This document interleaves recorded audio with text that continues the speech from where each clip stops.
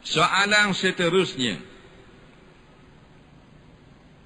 Sekarang ni banyak sangat jubah muslimah atau telekung, kain lekra, hak melekat kat body.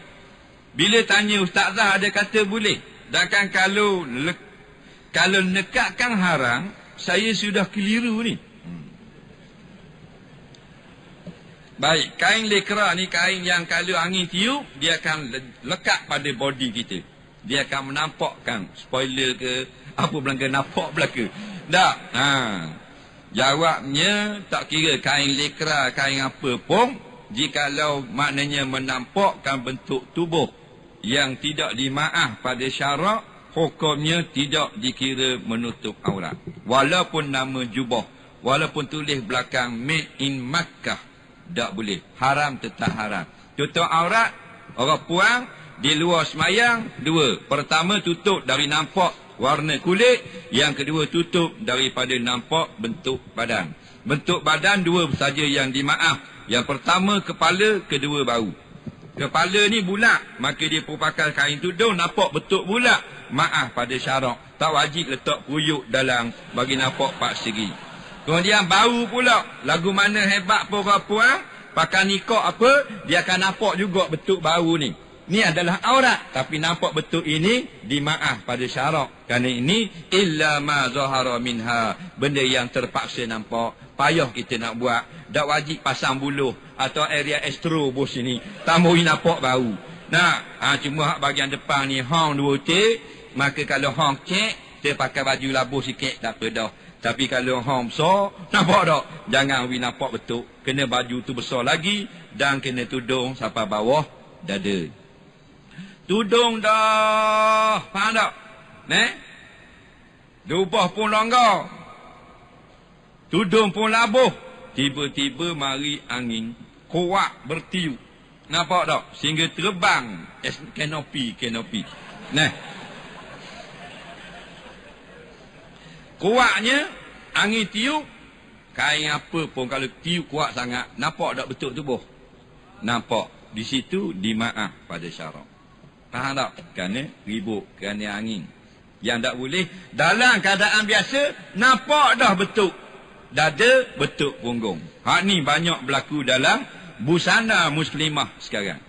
Jibak muslimah, tudung muslimah, jubah muslimah, tapi ketat. Tapi kain yang jenis lekra, kain yang jenis jersey, jenis nipis, double jacket, jenis krill. Bila pakai nyenyuk, boleh nampak bentuk body. Walaupun wak mari daripada Mekah, haram pakai kalau orang lelaki nampak. Ini bahaya.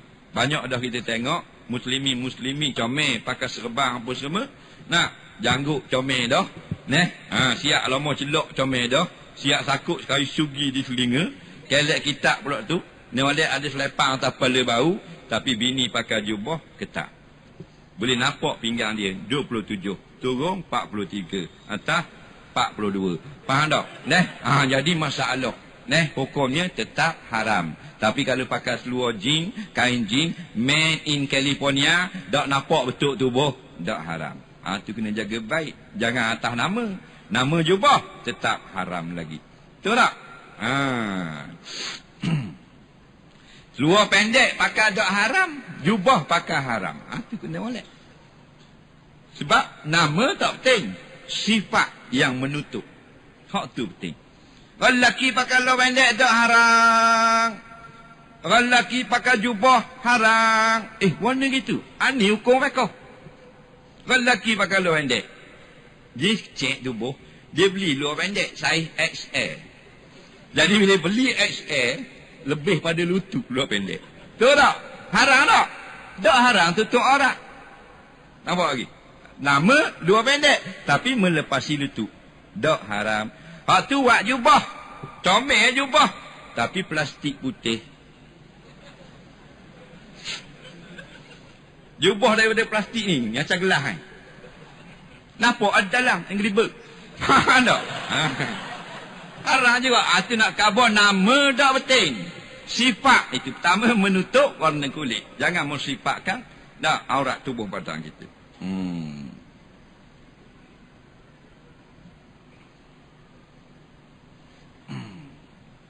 Soalan seterusnya.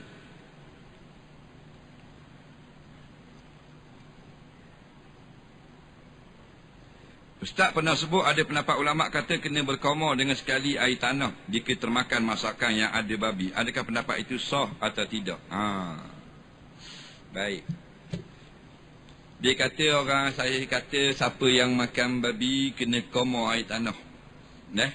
Siapa yang makan babi kena komor air tanah. Kita pernah keluar pendapat. Jawabnya kita tak pernah keluar pun pendapat begitu. Itu bukan pendapat kita. Itu ada pendapat jumhur ulama fiqh. Faham? Sila tengok kitab-kitab fiqh. Hampir ratusan kitab-kitab fiqh menyatakan siapa yang memegang najis mughallazah, sama ada anjing atau babi, susu dia, lemak dia, lendir dia, darah dia, tahi dia, air kecing dia, daging dia, tulang dia, maka kena basuh 7 kali. Lepas tu tengok molek atas balik. Siapa yang menyentuh atau memegang atau memakan atau menyentuh macam-macam hak jenis melekat, kena basuh 7 kali air tanah. Ini pendapat yang muktamad dalam mazhab Syafi'i. Maka orang pun tanya ulama-ulama, dah kalau makan kena basuh mulut sahaja, tidak wajib telan air tanah dan masukkan 6 lagi air bersih dalam perut. Hak tu ulama beri keringanan. Kerana payah nak minum air tanah. Adapun dalam mulut dikira zahir, wajib basuh 7 kali. Bila? Kalau zat daging itu masih ada. Tapi kalau jenis hancur lebur macam gelatin babi campur dengan bahan-bahan lain, sikit sangat kondisi dia, isi dia, dan dia tidak atas berupa daging lagi, hanya berupa gelatin atas tindak balas kimia, maka tidak wajib basuh dengan air tanah, wajib bersihkan mulut sahaja dengan air yang bersih. Itu bukan pendapat saya, disebut hampir semua kitab-kitab fiqh. Dia tidak ada jumpa pun, memang mudah ngaji, nak jumpa ke mana?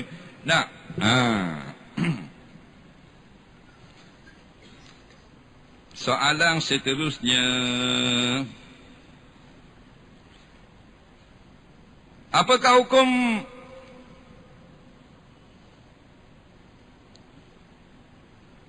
wanita Islam membuka aurat demi untuk menjaga keselamatan di negara orang kafir yang anti-Islam? Dia masuk dalam negeri kafir. Contohnya katakan di Belanda, ada satu tempat tu kalau pakai tudung, dia orang katok. Dia orang cederakan rogo dan sebagainya, dikira orang Islam.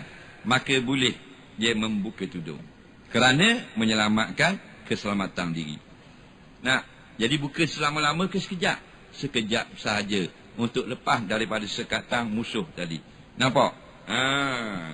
Dalil dibenarkan bagi Amar mengucapkan kalimah kafir untuk menyelamatkan nyawa. Lalu dilepaskan oleh musyrikin Mekah. Mana besar membuka tudung dengan mengucap kalimah kafir?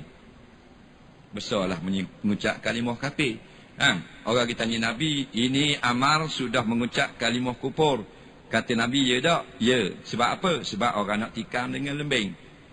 Dalam hatimu kau ni? Dalam hati aku tetap bersama dengan Islam. Nabi kata kalau kamu buat pula lain kali, menjawab gitu pula. Nampak? Ini keringanan pada syarak. Jadi kalau orang kafir, setengah-setengah tempat tu dalam keadaan huru-hara anti-Islam, setengah-setengah tak. Di mana jumpa orang tengah ramai, pemuda-pemuda kafir jumpa mana orang pang pakai tudung, dia pun koyok kain dan sebagainya. Serang. Jadi bolehlah kita buka tudung. Bukan nak tunjuk rambut kita. Untuk menyelamatkan keselamatan nyawa dan seumpamanya. Tapi hak ni hak berlaku dalam negara kita. Buka tudung dah. Hak tu mana kira tu? Hak tu bukan darurah hak tu. Hak tu cari gerah. Soalan seterusnya. Adakah ahli syurga kelak ada yang tak boleh lihat pencipta ni? Adakah di syurga kelak kita akan dinaikkan darjat sehingga masuk ke syurga Firdaus? Jawabnya, disebut dalam hadis, kamu sekalian akan lihat Tuhan kamu. Inilah pendapat yang paling kuat. Kamu sekalian. Yang ini orang yang beriman di dalam syurga. Jadi pendapat yang mengatakan ada juga sebahagiannya tak dapat melihat Allah, ini bukan pendapat yang paling kuat. Jadi pendapat yang paling kuat iaitulah Nabi kata innakum, bukan innaka, bukan inna ba'dakum, tapi innakum, sesungguhnya kamu, yang ini semua sekali, satarawna rabbakum yaumal qiyamah, pasti akan dapat melihat Tuhan kamu pada hari kiamat nanti. Nampak? Kama ra'aitumul qamara lailatal badri, sebagaimana kamu melihat akan bulan ketika bulan bulat, bulan penuh purnama. Faham? Jadi itulah nikmat syurga yang paling lazat, yang paling sedap. Atas dunia benda nikmat yang paling sedap. Atas dunia benda tak sedap kali. Nikah. Nikah awak tak sedap kali nikmat dalam dunia. Jimak ni nikah.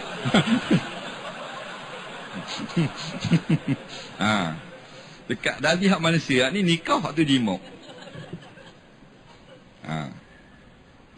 Awak nikmat nikah bukan jimak, masih nikah. Aku nikah akan dikawal sepalan dengan sepalan mas kawinnya tunai. Masa tu nikah hak.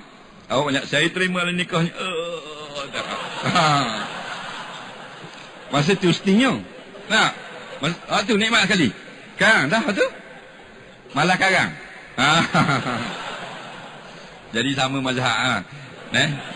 Ingat ke nikah tu sebab orang lelaki dia nikah, dia nak perempuan kita ke dia nak kita imam tu? Nak bini kita tak? Ke kita nak tu imam juga nikah? Jadi kita nak masyarakat nikah, kita hanya dapat juru nikah. Betul tak? Masyarakat nikah boleh pegang tangan bini. Tok Imam kata Allah tangan saya nak akad nikah. Tok Imam anak turun dia kata pengantin dia, saya gini, saya tak pegang tangan Tok Imam, saya pegang tangan bakal isteri saya. Tak? Boleh tak? Boleh. Jadi masyarakat nikah kita dapat imam. Nikmat dah situ.